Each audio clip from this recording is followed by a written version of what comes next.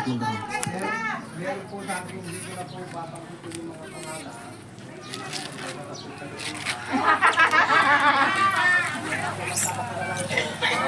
Pagkala po kayo, pagkasabihan nyo po, pintahan na po ako, ito po, karamihan babae. Ayan!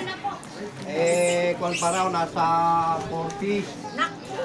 Kaya pag nahuli namin po kayo, sasurpresahin po namin, magsampo na po kayo, kung magsampo kayo sa akin, wala po makakaano po sa inyo.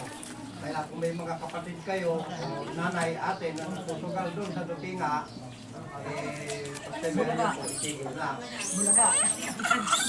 Ikaw yung magbibingo. Sa gabi niya, ikaw naman Sa bingo rin po kasi bawal. Sugal pa rin yun. Malagang, basta tanggulang, huwag nang... Oo, tapos na kami. Huwag ipapakita. Hindi na kakalugin. Hindi pa rin mapakita. Maingay. Pero bawal rin yung bingo. Pag may kagalit kayong kapitbahay at nagsumbong sa pulis, Wala po guys, kalusuhan. Paano magkakasama sila? ay kinukuha ko lang po kasi naalala ko po sa kanila. Talagang malakasan daw. Libuhan na yung natatalo. Kasi baka mamaya dumating na naman ang panahon na nangyari sa Dupinga na nagkakaroon ng nakawan para may pangsugal lang. Kaya kung meron kayong mga kapatid o ate at nahuli namin sila, hindi po namin pa-arbor para bigyan po natin yung dala. Kahit hindi kapatid po. Kasi ang sinasabi nila, malakas daw ang power ng katutubo. Tingnan natin kung siguro naman sa sugal, hindi ko konsintihin kahit sino yung namumuno, hindi ko konsintihin. Kasi okay lang sana kung piso-piso, hayaan na natin, parang libang eh. Libo-libo na raw yung mga natatalo. Ayun lang po ano, at abisuhan nyo na lang po yung mga, kung may mga kamag-anak kayo ng mga kakakak. Karamihan po babae eh. Karamihan babae. Anak ko yung bingo. Medyo nila. Medyo niya po.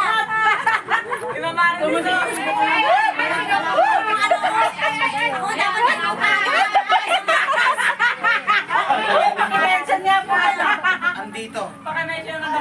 Hindi na po Oo, meron din sa asawa ko.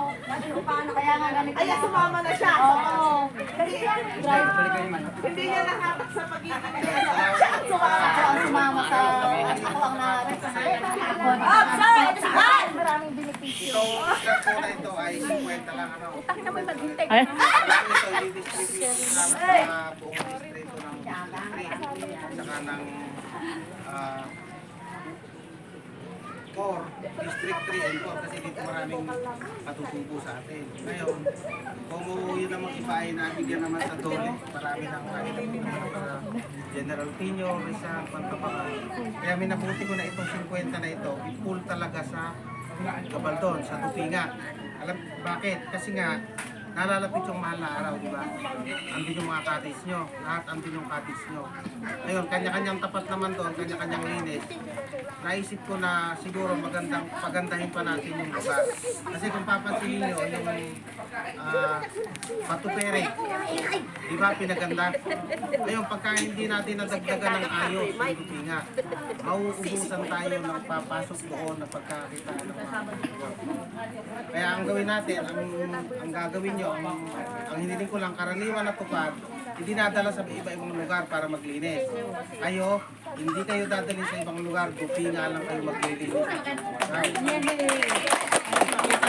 Ipakita natin dun sa nagbigay ng programang ito, unang-una kay Ma'am Sherry, kay Ma'am Luisa, yung nakakalaga sa peso, na yung lugar natin, kaya niyong pagandahin. Pero may upa kayo. May upa kayo doon. Ngayon, ang gagawin natin, yung lahat ng Dupinga na yun, pupuntahan kayo. Ito, one pa lang ito. Simula pa lang ito pa lang yung pag-fill up nyo dito.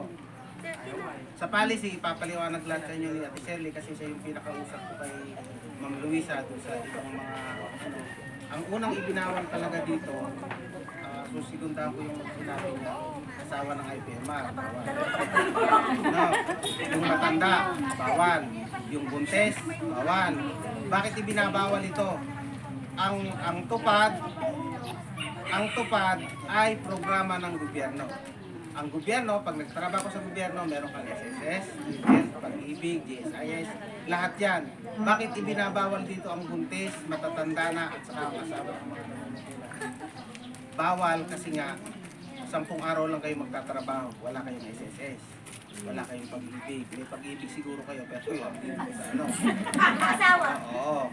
Ngayon, yung mga ganong bagay, wala yan kasi 10 araw. Tulong lang ito sa atin. Baga. Kaya pag may nangyari doon na hindi pananagutan ng nagbigay ng programa. Kaya yun yung iniingatan natin. Kaya doon sa registro, mainam inilagay ni Lokang yung edad kasi nakita yung edad. Tinanggal ang ating dilen, ang ating dilsosa, tanggal. Hindi ako ang nagtanggal, sila. Oh, ngayon, hindi, sinasabi ko to sa inyo kasi pinipilit ko talaga na paubrahin na. Kaso, ang may ayaw, yung tupad. Kaya ang sabi ko nga sa inyo, huwag kayong magdarandam kasi nga, unang-una, ang ate Linda, ilan yung anak niya nandito? Ano ba?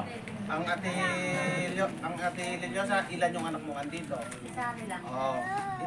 Ganun lang nangyayari ngayon. May mga susunod pa naman. Hindi man ito umubra doon sa mga matatanda at doon sa susunod meron pa. Kaakibat ng programang ito, may kasunod ito, kaya pinakukuha ko lahat ng pangalan ng mga anak ninyo. At may darating na grupo dyan kasama ang Team 48 para iparanas naman doon sa mga kabataang katutubo yung kasiyahan na hindi madalang nilang makamtan at bibigyan sila ng ayuda para sa kanilang pag-aaral. Sa kanyon, sa bata, hindi tayo kasamang matanda, sila ang bibigyan ng pera. Ano, may palabas diyan, may mga nanay hindi nangahawak. Kaya ito, tinawagan ko si Kapitan kanina para alam niya yung pumapasok sa barangay niya na programang ganito na para sa katutubo. Kasi magkaisa naman yung nagbibigay ng tulong kay Kapitan at nagbibigay ng tulong sa atin, si Ma'am Shirley. Kaya, yun. At sinabi ko kasi baka hindi kayang sabihin ni Ate Shirley yung mga hindi ano. Kaya, yun.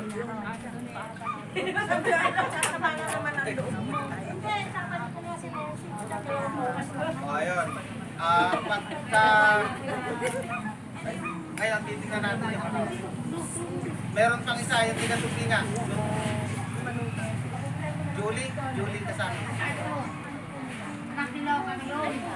Anong edad no? Buntis! Buntis yun! 16. Basta 16 years old. Buntis na, bata pa po. Saka yung qualified na. Pan. Ito, madami.